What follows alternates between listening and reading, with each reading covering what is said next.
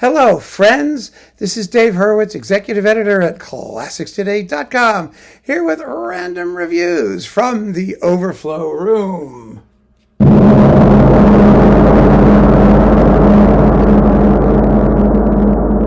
And today we are devoted to one artist, and really two, well, one's a box, so I guess it's a little bigger than you think. We're in the K's, and we just finished with Paul von Klenau, so we must do, since we're going in reverse alphabetical order, Otto Klemperer. Yes, Klemperer. And we've got just two things here, but there's some really interesting stuff. So there's plenty to talk about. We've got this thing, the Great Conductors of the 20th Century series on EMI. It used to be EMI anyway. And what do we have here? There's some live stuff, some interesting things. Mozart Prague Symphony, Strauss's Till Eulenspiegel, which is a broadcast recording, Stravinsky's Pulcinella Suite, Kurt Weill's Kleine Drei Groschen Musik excerpts. He did do the whole thing rather slowly. He commissioned the work, actually, from Kurt Weill. So, when he was with the Kroll Opera and all that stuff. Mozart 25, Beethoven 2, and Janacek Sinfonietta. Yay, yes. He was a Janacek proponent. He did, I believe, the Kroll Opera did a performance of Copacabana, if I'm not mistaken. It might have been something else, but he was always a proponent of Janacek, and it's just a shame he didn't get a chance to record that stuff. Well, actually, it's probably good, especially when he got older and slower. He was younger and livelier when he did this Sinfonietta. It's still a bit of a mess, but it's okay. So these are all with the RAIS Symphony Berlin, the WDR Symphony Cologne, the Berlin Staatsoper, and Bavarian Radio. So this is none of the normal EMI stuff. So that's kind of cool. Some of these, I think the Mozart came out on that Bavarian Radio EMI Klemperer quasi edition that sort of was out there for a while. But here they are, so there you go. Even more interesting is this. Klemperer live broadcast Vienna Phil recordings on Testament. These are in stereo and mono, and there's some rather interesting stuff here. There really is. What do we get? Are you ready? This is 8 CDs. 8 CDs. It begins with Mozart, of course, his Serenade in C minor, and the Jupiter Symphony. Then we get Beethoven's Coriolan Overture, Symphony number 4, and the Schubert Unfinished, which is quite beautiful. Really, really lovely. Beethoven Fifth and the Rameau, orchestrated by Klemperer, Gavotte with 6 variations. So that's fun. Whenever he does Beethoven, it's worth listening to. It really is. And you got the Vienna Phil. The Vienna Phil, actually live in these broadcasts, they're a very fallible orchestra. They're not always entirely together, and he doesn't always keep them entirely together. But, it's live. We're having fun, right? Isn't that part of the thing? Bruckner 5. Okay, there you go. That's serious business.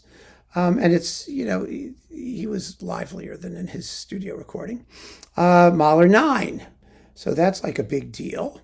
And we've got the Bach Brandenburg Concerto number 1. Disc number 7 has got Strauss, Don Juan. And then we've got Wagner, the Siegfried Idyll, the Tristan and Isolde Prelude, and the Meistersinger Prelude. His Wagner's always fun to hear. It's just wonderfully, it just sounds like what Wagner is supposed to sound like. You know what I mean? It's really, really good. The Mahler, well, like I said, it's Vienna Phil. The funny thing about the Vienna Phil, let me just pontificate for a moment. They never did a great Mahler 9. They never have. And you would think that is the Mahler symphony they would do best, because it's the one that really depends on richness of string tone more than any of the others. It's, that adagio, the final adagio, which is just an orgy of glorious strings. And the strings do play beautifully, but everybody else just doesn't seem to be on board sometimes. And Mahler, even if the symphony emphasizes string timbres, everybody has to be absolutely equal. every section of the orchestra has to balance every other section. They all have to be able to do it. You know, Klemperer's Mahler 9 is studio recording with the Philharmonia is wonderfully intense and interesting, actually. And this one is just, it's just the fallibility of the playing gets to you. And it's surprising that it's Vienna. But I keep it. Of course I keep it. And last but not least, well, German Requiem, which was a Klemperer speciality. Of course it was. I mean, his studio recording's fabulous.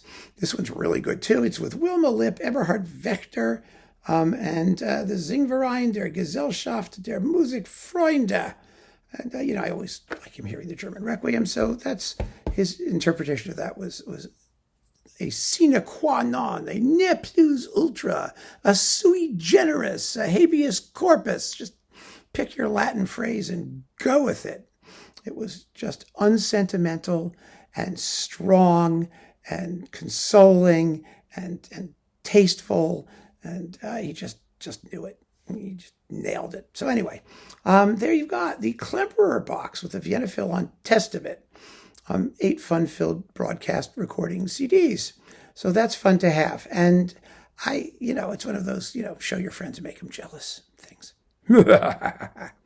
Yes, because you have it and they don't, even if you never play it and don't like it. If you do play it, you can still use it as a weapon. So how to weaponize your collection. It's going to be a new series. Anyway, keep on listening, friends. Thanks so much for joining me. Take care.